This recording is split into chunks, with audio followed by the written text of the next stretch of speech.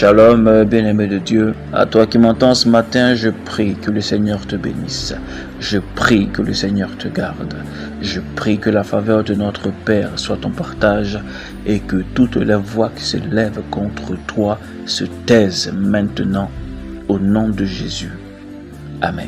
Je suis le pasteur Jason de l'église Ariobot de Plateau et je rends grâce à Dieu pour la vie de tous ces éminents serviteurs et servantes de Dieu qui nous ont richement bénis au travers de leur pain quotidien. Aujourd'hui, j'ai la charge de clôturer notre mois avec notre pain quotidien qui a pour thème de la semaine les bienfaits de l'humilité. Notre thème du jour, Joseph, gloire et élévation. Notre texte de base, Proverbe 18, verset 12. Je lis la parole au nom du Seigneur Jésus. Le cœur de l'homme s'élève, mais l'humilité précède la gloire. Amen. Ça, c'est la version Louis II. La version français courant nous dit « L'orgueil de l'homme le conduit à la faillite. Avant d'accéder aux honneurs, il convient d'être humble. » Amen. Pour conclure, la version Parole de vie nous dit « L'orgueil d'un homme le conduit à sa perte. Pour être honoré, il faut d'abord se faire petit. » Amen. Nous avons été enseignés tout au long de ce mois sur les dangers de l'orgueil et l'importance de l'humilité. Étant enfants de Dieu, nous nous devons de nous éloigner de tout sentiment d'orgueil et de courir après l'humilité. Je veux donc poser cette question à toi qui m'entends ce matin. Qu'est-ce que l'humilité pour toi? Nous allons regarder ce que le dictionnaire nous dit de l'humilité. Selon le dictionnaire, l'humilité, c'est le sentiment, l'état d'esprit de quelqu'un qui a conscience de ses insuffisances, de ses faiblesses et est porté à rabaisser ses propres mérites. Amen. Quand nous lisons la définition de l'humilité selon le dictionnaire, nous nous rendons compte que l'une des qualités d'une personne humble, c'est de très souvent rabaisser ses propres mérites, ses succès, dans le but de ne pas être vu comme trop grand ou trop fort aux yeux des personnes qui l'entourent. Amen. L'humilité est cette capacité qui nous permet de marcher comme des personnes normales, alors que nous sommes des hommes et des femmes surnaturels. L'humilité était cette capacité qu'avait le roi David, qui lui permettait, lui qui était roi, riche, et qui avait cette position puissante de danser comme un enfant devant l'arche de l'Alliance, de se rouler dans la poussière comme un enfant devant l'arche de l'Alliance. Et c'est une qualité que nous, enfants de Dieu, nous devons développer afin de véritablement entrer pleinement dans les promesses que l'Éternel a prévues pour nous. Amen. Une personne humble manifeste plusieurs qualités, mais j'en ai souligné 4 que nous allons développer ensemble. Amen.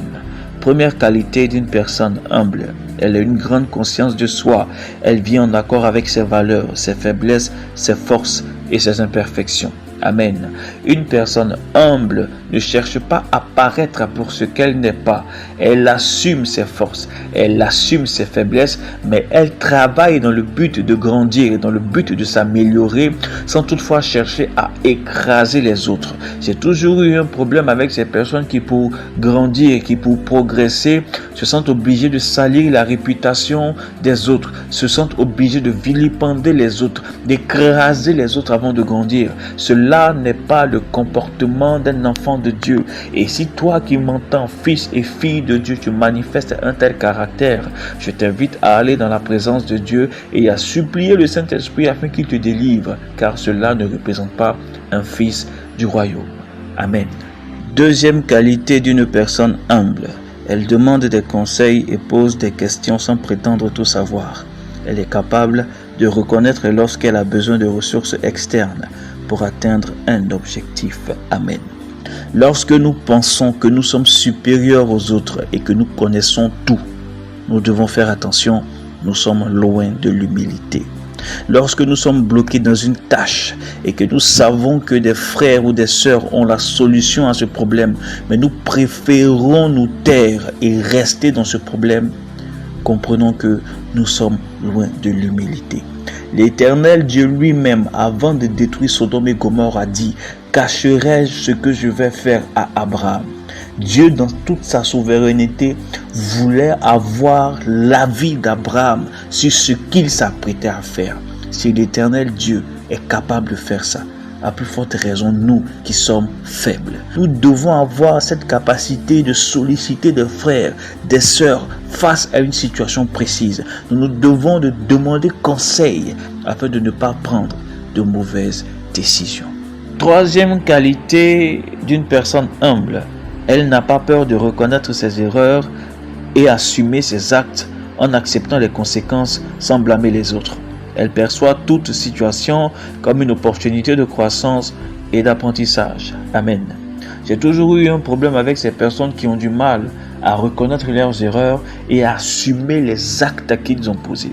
La Bible nous parle de notre père Adam. Adam qui consomme le fruit interdit. Et lorsque l'Éternel se présente à lui, il dit à l'Éternel, c'est la femme que tu m'as donnée, qui m'a fait manger le fruit interdit. Adam n'assume pas son erreur, l'erreur d'avoir consommé le fruit qui lui était interdit, mais il présente Ève comme étant la cause de son problème. Toute personne qui n'assume pas son erreur et présente toujours les autres comme étant la cause de ses problèmes ne sera jamais un instrument efficace entre les mains de Dieu. Toute personne qui a du mal à assumer la responsabilité de ses actes, bons comme mauvais, ne pourra jamais véritablement expérimenter la plénitude du Saint-Esprit. Je vais inviter quelqu'un à travailler sur son caractère et à laisser le Saint-Esprit nous briser afin de pouvoir sortir de nous des caractères qui nous éloignent de la plénitude du Saint-Esprit. Amen. Quatrième qualité d'une personne humble, elle fait preuve d'une grande écoute. Elle possède une oreille attentive et bienveillante envers les divergences d'opinion. Amen. Une personne humble se doit d'écouter les autres sans les interrompre. Une personne humble se doit d'écouter les autres sans les juger. Une personne humble se doit d'accepter l'opinion des autres sans vouloir imposer son opinion comme étant la vérité absolue. Amen. Le Seigneur Jésus-Christ étant tellement humble, n'a pas obligé l'humanité à l'accepter. Il nous a laissé le libre arbitre, la liberté de lui dire oui ou de lui dire non. Et cela démontre la qualité d'un grand leader. À tous ceux qui veulent devenir de grands leaders demain, nous devons développer la capacité de pouvoir écouter, la capacité de pouvoir respecter l'opinion des autres. Ainsi, nous nous démarquerons dans ce monde comme étant des personnes d'exception et nous pourrons manifester Jésus dans nos différentes actions. Après avoir vu ces quelques qualités que manifeste une personne humble, nous pouvons nous analyser, nous pouvons nous inspecter et voir si nous nous rapprochons de l'humilité ou si nous sommes à des kilomètres de l'humilité. Nous devons laisser le Saint-Esprit travailler en nous, nous émonder afin de retirer ce qui n'est pas de Dieu et de laisser croître ce qui est de l'Esprit.